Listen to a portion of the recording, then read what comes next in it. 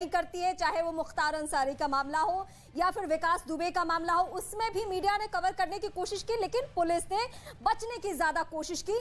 हालांकि इस बीच हमारे सहयोगी जनक हमारे साथ जुड़ चुके हैं।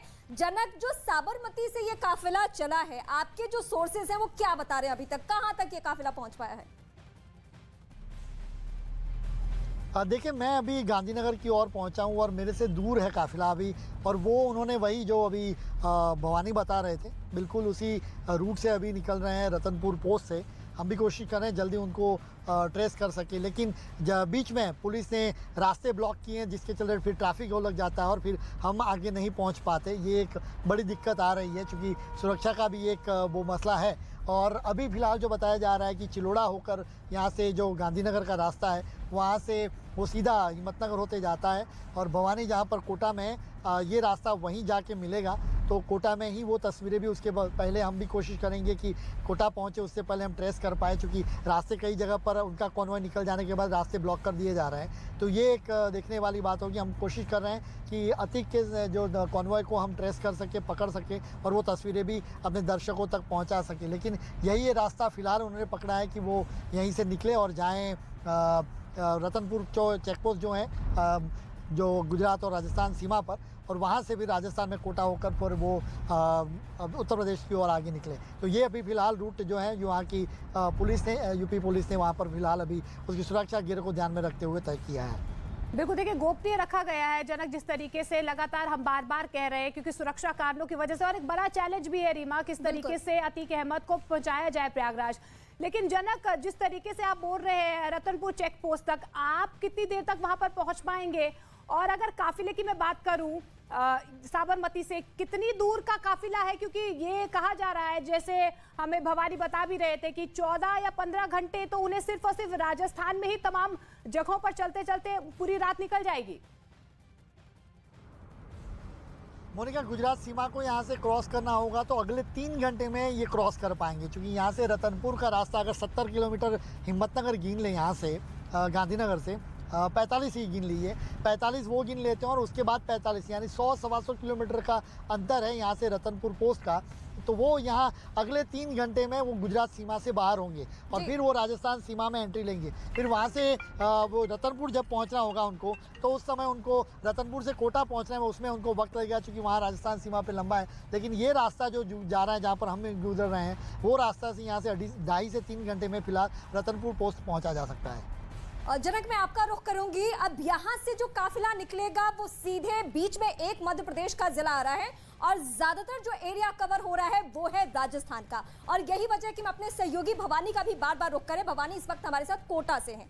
अब भवानी, इंटरनल सोर्सेज क्या कह रहे हैं, वहां के जो पुलिस सोर्सेज हैं, क्या वो ये बता पाने की स्थिति में है कि यहाँ से ही काफिला गुजरेगा? क्योंकि हम जो मैप देख रहे हैं, मैप के अकॉर्डिंग हम आपसे सवाल पूछ रहे हैं, लेकिन पुलिस का एक मैप अलग ही होगा कि वो कुछ और रूट भी अख्तियार कर सकती है।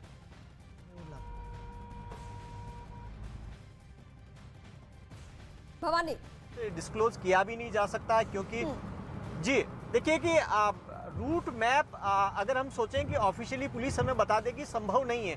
हम सोर्सेज से काफ़ी बात कर रहे हैं, जो हमारे राजस्थान पुलिस के सोर्सेज हैं, उनको भी अभी तक यूपी पुलिस से कोई प्रॉपर इन्फॉर्मेशन नहीं मिली। लेकिन क्योंकि राजस्थान का रूट एक रूट बनता है, इसलिए तैयारी अलग अलग तरीके से की जा रही है। एक ये भी हो सकता है कि अतीक को जहां पहले प्रयागराज से साबरमती ले जाया गया, तब राजस्थान को बाईपास किया गया था, तब सीधे मध्य प्रदेश से डायरेक्ट एंटर कराया गया था गुजरात के अंदर। तो अगर वो रूट लिया जाता है तो राजस्थान को पूरे को बाईपास किया जा सकता है। हालांकि समय में ज़्यादा फर्क नहीं पड़ेगा।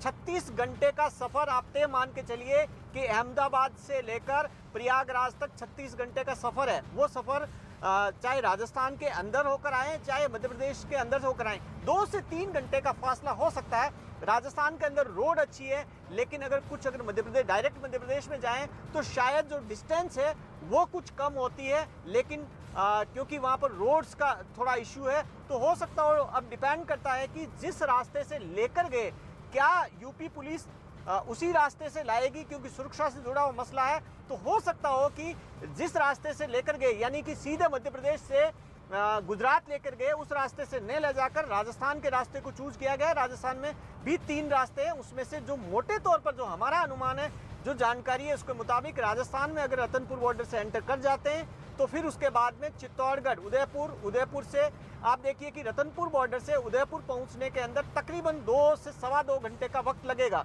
फिर उसके बाद में उदयपुर से कोटा पहुंचने में वो तकरीबन 4.5 घंटे का टाइम लगेगा। डिपेंड करेगा कि कॉन्वॉय किस स्पीड के साथ चल रहा है और क्या बीच में कहीं पर भी ब्रेक लेते हैं नहीं लेते। ऐसी संभावना कम है राजस्थान के अंदर रुकने की। कोशिश करेंगे क्योंकि अभी शुरुआती सफर है, इसलिए रात को 12 बजे तक ये कोशिश होगी कि बिना रुके जितना स्पीड से निकाला जाए और राजस्थान को क्रॉस कर लिया जाए। और आप देखिए कि राजस्थान में कांग्रेस की सरकार है, वहाँ मध्य प्रदेश में बीजेपी की सरकार है, यूपी में बीजेपी की सरकार है, तो पॉलिटिकल रीजन भी अलग अलग रहते हैं। लेकिन क्योंकि ये सुरक्षा से जुड़ा हुआ मसला, चाहे कोई भी स्टेट हो, किसी भी राज्य की सरकार हो, सुरक्षा सबके लिए प्राथमिकता है। इसलिए ये कोशिश की जाएगी कि जितना तेजी से ले जाया जा सके ये कोशिश की जाएगी। जी लेकिन देखिए, जिस तरीके से भवानी आप पूरा रूट हमें समझाने की भी कोशिश कर रहे हैं और जिस तरीके से देखिए 1200 से ज्यादा किलोमीटर का रास्ता है और रात का भी सफर है, रास्ते भी अगर सही हो गए तो जिस तरीके से आप रूट भी समझाने की कोशिश कर रहे थे, लेकिन सबसे ज्यादा संभावनाएं क्या नजर आ रही है भवानी फिलहाल? देखिए, एक मैं कोशिश करूंगा, आपको हाईवे पर हम चल रहे हैं, हम सामने की तरफ जा रहे हैं। अतीक ये हाईवे आप देखिए कि ये कोटा का जो हाईवे है आगे उदयपुर की तरफ आप भी आगे जाता है।